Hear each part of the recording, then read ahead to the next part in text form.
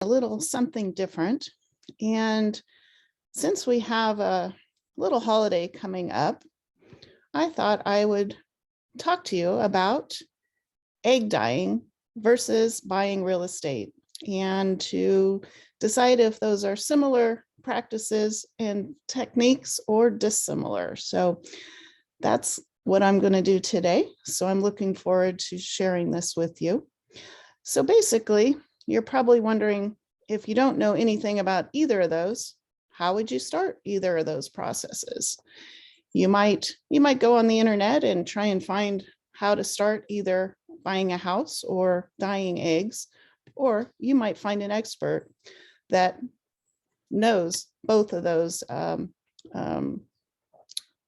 techniques and strategies and expertise. So then what? After you find your expert, you need to get prepared. So when you're buying a house, you need to make sure you are pre-qualified, and that would be with Richard Machinik. You would want to make sure you have your ducks in a row, your finances are ready, and you would learn maybe how much of a home you can afford, and you would be ready with your job and your income to support that home purchase. Then you're going to figure out what you want in a home. So you're going to think of how many bedrooms are important to you, maybe the size of the home, maybe the size of the yard, if you need a garage, and you're going to maybe figure out where you want to look for a home as well. So you're going to try and figure out all those things about what you're going to do to buy a home. And you're going to start looking at those homes, usually online from your expert, from me. And I will start sending you some properties that might match what you're looking for. So then you would filter out some of these selections, and you think, well, that one is not quite right because it's a little too small for me, or maybe sometimes you have to wonder, well, is it the right color or is it something else? So you filter out your selections and you start to narrow down the process and find a home that might be suitable. And you do that usually first online, and then you start to go to the homes and you learn, physically, if those homes might be a good fit for you. So you visit all the homes and you start to narrow down your selections, and you might come up with 2 or 3 homes that you think, wow, these are just right. Maybe there's a few things wrong with them, however, but you decide to move forward on one of those homes and maybe make an offer and get your offers accepted. And that in itself right now is quite challenging with our limited inventory. So your expert, me, Jolene, would come up with some strategies so that you get your home offer ideally accepted. So that sometimes is kind of stressful, but we get through it. And once you get into contract in your home, you want to perform some inspections. You want to make sure that you don't have cracks on the exterior of your home. You want to make sure that there's sidings not falling off. I have a story that a client of mine decided to use another agent to purchase a home.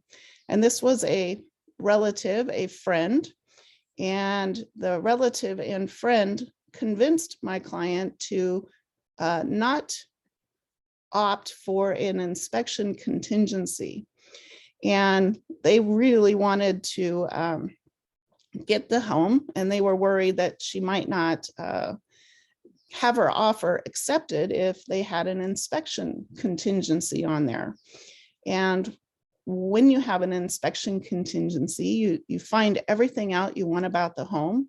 And if there is something disagreeable, you can either opt out or you can ask for concessions from the seller, or you can decide to move forward. And if you opt out, your security deposit, your earnest money deposit, gets returned to you. But however, in the case where my client opted to forego her inspection contingency, She had her offer accepted and later found things were kind of rotten under the surface. And so, in fact, so much so that the flooring had to be pulled up, and underneath the flooring, just as maybe in an old egg, things were rotten and moldy, and there was black mold everywhere. And so she had to take on that cost and that responsibility to have that repaired. And had she gone with me, I would have highly recommended that she does not remove her inspection contingency, because basically, what are they hiding if they really don't want you to inspect? You can certainly inspect, but you can't back out of the deal because of that. So she was kind of stuck. But anyway, after you perform your inspections and your accepting of what you're purchasing, you get to complete your process and you own a home. And it's a very rewarding process. And even with any home though, however, there is not always a perfect home. There is often something that is still not quite perfect, but it is still your home and you get to make it very personal.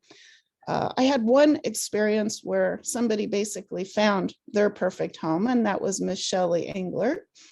And she had about 15 things on a checklist, and we found them all. So it was a unique and special experience, but basically it's a rewarding, even when your home is not quite perfect, because then you customize and make it your own. To our members, and I have a special announcement, and I am going to be offering a silk egg dyeing session. It's this coming Saturday, 2 to 4. And I can send you details if you, I'll send them after the meeting, but it's a fun experience. You can learn how to make these eggs, and it's quite fun. So that's all I have about the home buying process. Does anybody have any questions? Jolene, I have a question. So are you saying that buying a home is something to die for? Exactly. Thank you, Leo. I needed that. Exactly. You got it, right? All right.